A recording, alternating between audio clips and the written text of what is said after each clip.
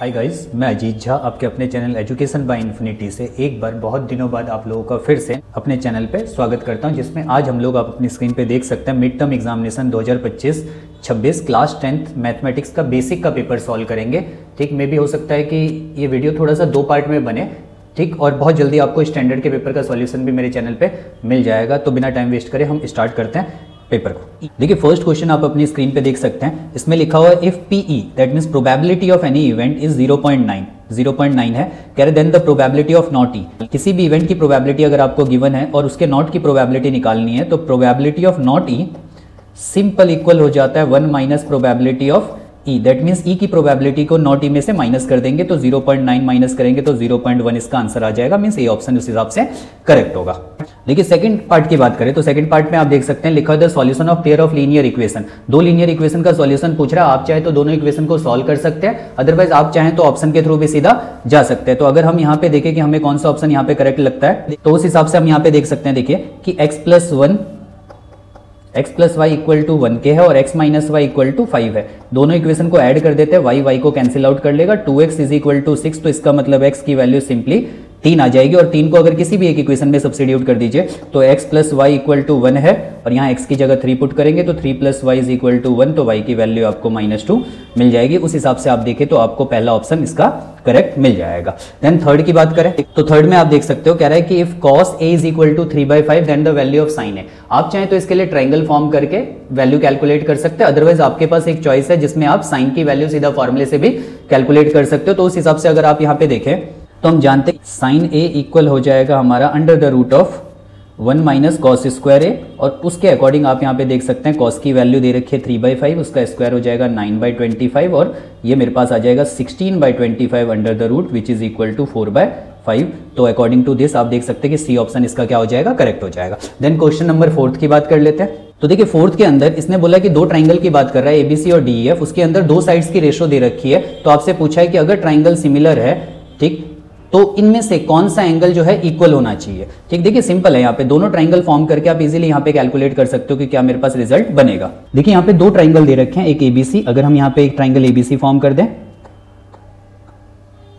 और एक ट्राइंगल यहाँ पे DEF,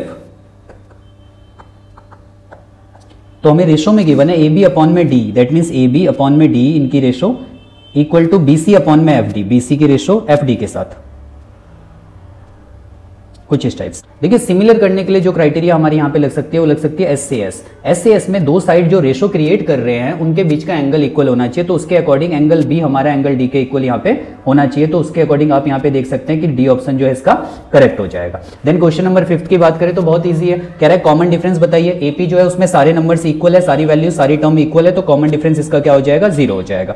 देन क्वेश्चन नंबर 6 की बात कर लेते हैं। 6 के अंदर कह रहा है कि distance between the PQ and -P - Q, 2 point के बीच के डिस्टेंस निकालने के लिए बोल रहा है। तो एक पॉइंट हमारे पास है P, Q और एक पॉइंट हमें दे रखा है -P - Q। तो आप ये देखें तो डिस्टेंस जो हो जाएगा इसका वो हो जाएगा P प्लस P का स्क्वायर प्लस Q का स्क्वायर और पूरा अंडर रूट के अंदर। तो ये हमारे पास बन जाएगा 2P का होल स्क्वायर प्लस 2Q का होल स्क्वायर। और अगर हम इसे सॉल्व करते हैं तो देखिए 2 का स्क्वायर 4 हो जाएगा, 4 रूट से कॉमन, तो 2 under root P square plus Q square इसकी वैल्यू आ जाएगी, जो कि हमारे C ऑप्शन से मैच करता है। देन क्वेश्चन नंबर 7 की बात करें तो 7 में देखिए क्या कह रहा है। कह रहा है when a dice throw the probability of getting an odd number less than 5। जब एक डाई को फेंकते हैं तो एक ऑड नंबर जो कि 5 से छोटा हो उसके आने की प्रोबेबिलिटी। तो मैं आपको बता दूं 5 से छोटे ऑड नंबर कौन कौन से होते हैं हमारे पास। 5 से छोटे ऑड नंबर हो गए 1 और 3, इसका मतलब 2 ही मेरे पास आउटकम है और टोटल आउटकम 6 होते हैं। तो इसका आंसर हो जाएगा 2/6 विच इज इक्वल टू 1/3। तो ऑप्शन नंबर ए जो है इसका करेक्ट हो जाएगा।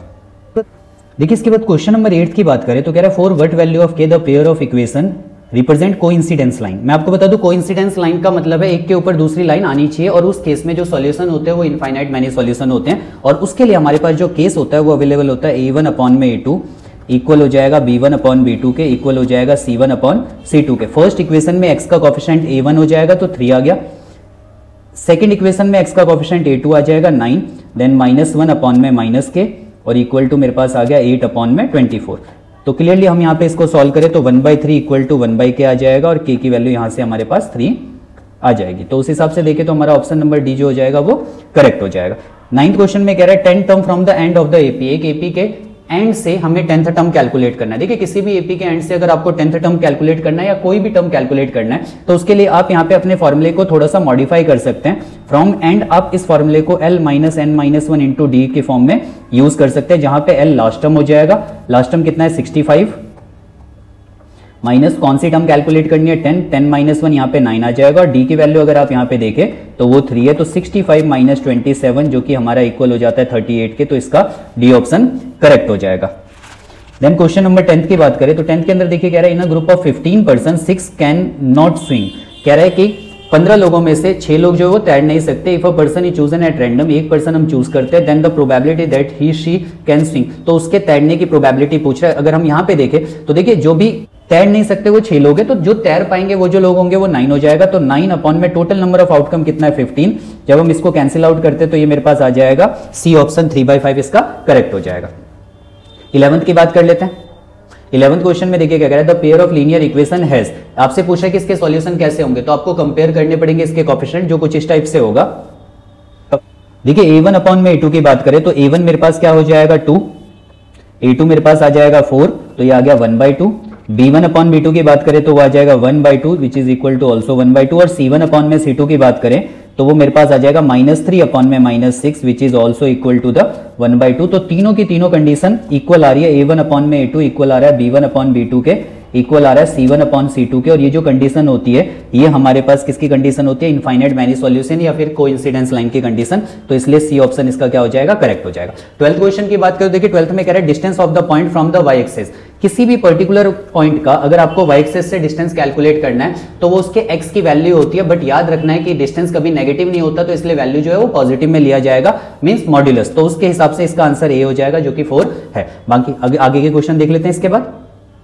देखिए क्वेश्चन नंबर 13 की बात करें तो 13 के अंदर कह रहा है probability of a sure event is, sure event वो होते हैं जो कि जिसके होने के चांसेस 100% होते हैं, दैट मींस उनकी प्रोबेबिलिटी जो होती है वो 1 के इक्वल होती है, तो इसका जो आंसर हो जाएगा वो आपका बी ऑप्शन करेक्ट हो जाएगा।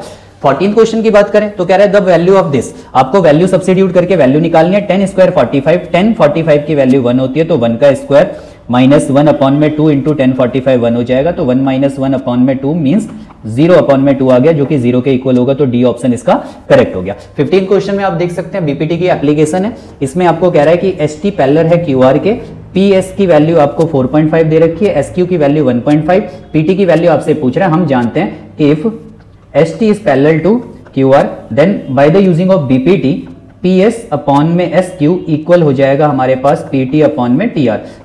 पीएस की वैल्यू 4.5 है, इसकी वैल्यू 1.5 हो गई, पीटी की वैल्यू हमें पता नहीं है कैलकुलेट करना, और ये 1.8 है, तो हम इसको कैंसिल कर सकते हैं, ये 3 आ गया और ये यहाँ पे पीटी मेरे पास 5.4 आ जाएगा जो कि इसका ए ऑप्शन करेक्ट हो जाएगा। देन यहाँ पे आगे के क्वेश्चन देख लेते हैं हम। देखिए क्वेश्चन नंबर 16 बहुत इजी क्वेश्चन था। The exponent of 2 in the prime factorization of 96, आपसे पूछ रहे 96 के प्राइम फैक्टराइजेशन में 2 की पावर कितनी आएगी। तो देखिए 96 के जब आप प्राइम फैक्टर करते हैं तो 2 से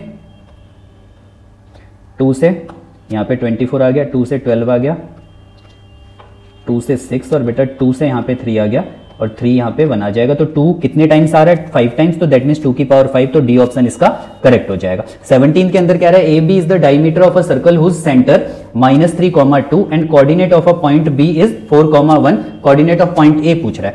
देखिए एक सर्कल है, एक सर्कल का डायमीटर हमें गिवन है ए बी, ये ए पॉइंट ले लेते हैं, ये बी पॉइंट ले लेते हैं, जिसमें इसका सेंटर लाई करता है -3,2 पे, और कोऑर्डिनेट ऑफ बी हमें गिवन है 4,1। हम जानते हैं कि सेंटर जो होता है वो डायमीटर का क्या होता है मिड पॉइंट होता है, तो इसमें मिड पॉइंट का कंसेप्ट यूज कर लेंगे। अगर मैं यहाँ पे ए के कोऑर्डिनेट को x, y ले लूं तो यहाँ पे x प्लस 4 अपॉन में 2 इक्वल आ जाएगा -3 के, जिसको जब मैं सॉल्व करता हूँ तो ये मेरे पास आ जाएगा x is equal to -6 - 4 which is equal to -10, x की वैल्यू -10 आ गई।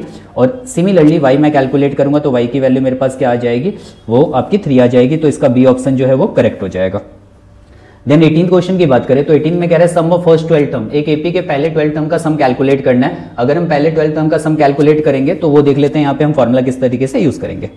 देखिए ए हमें गिवन है 3, यहाँ पे हम डी की बात करें तो डी मेरे पास आ गया 1 - 3 विच इज इक्वल टू -2, और हमें 12 टर्म का फॉर्मूला लगाना है तो S12 इक्वल हो जाएगा 12/2 2a + 11d ये 6 इसको कैंसिल कर देते हैं, ए की वैल्यू हमें गिवन है, सब्स्टिट्यूट कर दीजिए, 6 आ जाएगा यहाँ पे, 3 2 6 एंड 11 और डी हमारे पास कितना गिवन है -2, तो ये हमारे पास 6 एंड देन इसको सॉल्व करें तो आ जाएगा 6 - 22 which is equal to 16 minus का और ये माइनस का 96 इसका आंसर आ जाएगा, मीन्स सी ऑप्शन जो है इसका वो करेक्ट हो जाएगा।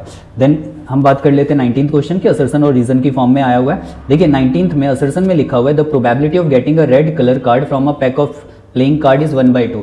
एक टोटल कार्ड के अंदर 52 कार्ड्स के अंदर जो हाफ होते हैं वो रेड होते हैं, इसका मतलब 26 रेड होते हैं और 26 ब्लैक होते हैं, तो रेड की प्रोबेबिलिटी 26/52 हो जाएगी जो 1/2 बनता है, इसका मतलब असर्शन जो है वो करेक्ट है। रीजन की बात करें तो रीजन के अंदर कह रहा है in a deck of playing card there are total 52 card and 26 red colour card. 52 card में से 26 रेड कलर कार्ड होते हैं, बिल्कुल सही है, और रीजन असर्शन का करेक्ट एक्सप्लेनेशन भी है, तो इसका मतलब इसका ऑप्शन ए हो जाएगा, वो करेक्ट हो जाएगा। देन अगला क्वेश्चन देख लेते हैं। देखिए क्वेश्चन नंबर 20 की बात करें तो क्वेश्चन नंबर 20 के अंदर कह रहा है कि इक्वेशन हमें गिवन है -3x + 6y + 1 = 0 और एक दूसरी इक्वेशन हमें गिवन है x + 2y + 5 = 0 और ये आपसे पूछ रहा है कि इसके यूनिक सॉल्यूशन है या नहीं है। तो देखो सिंपल, यूनिक सॉल्यूशन के लिए कोएफिशिएंट कंपेयर करने पड़ेंगे, तो -3/1 जो कि इक्वल आ गया -3 के और 6/2 जो कि इक्वल मेरा किसके आ गया 3 के। इसका मतलब a1/a2 इक्वल नहीं है b1/b2 के, तो इसके यूनिक सॉल्यूशन होंगे, ये करेक्ट स्टेटमेंट है।